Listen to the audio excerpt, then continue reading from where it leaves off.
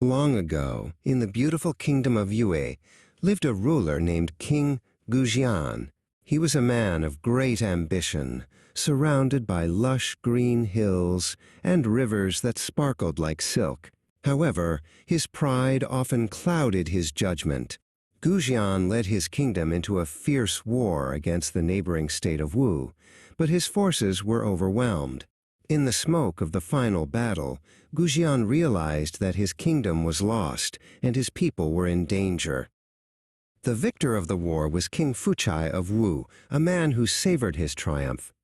To save his remaining people from destruction, Goujian made a heart-wrenching sacrifice. He surrendered himself to his enemy. Standing before the victorious army, Goujian handed his sword to Fuchai. He agreed to leave behind his crown and his home to serve as a common laborer in the land of Wu, hoping that his humility would one day buy his kingdom's freedom. In the grand, cold halls of the Wu palace, Goujian's life changed forever. He was no longer a king who sat on a throne. He was a prisoner of war. King Fuchai sat high above on a golden seat, surrounded by luxury, and watched as Goujian knelt on the hard floor. Fuchai wanted to see the pride of Yue crawl in the dust, demanding that Goujian perform the lowliest tasks to prove his complete defeat.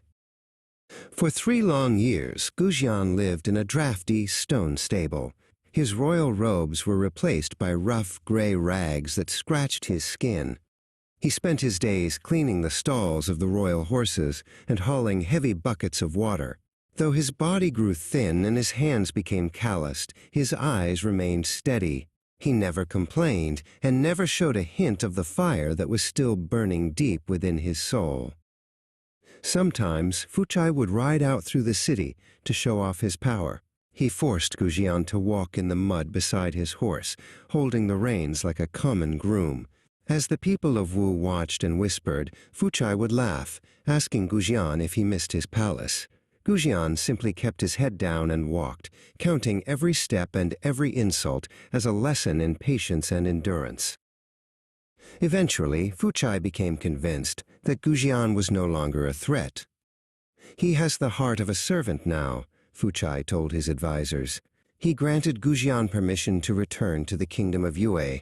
As Goujian stood by the river, preparing to board a small, humble boat, he looked back at the towers of Wu one last time. He was returning to his people, but he was not the same man who had left.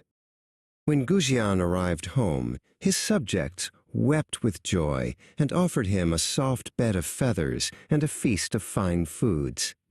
But Goujian refused it all.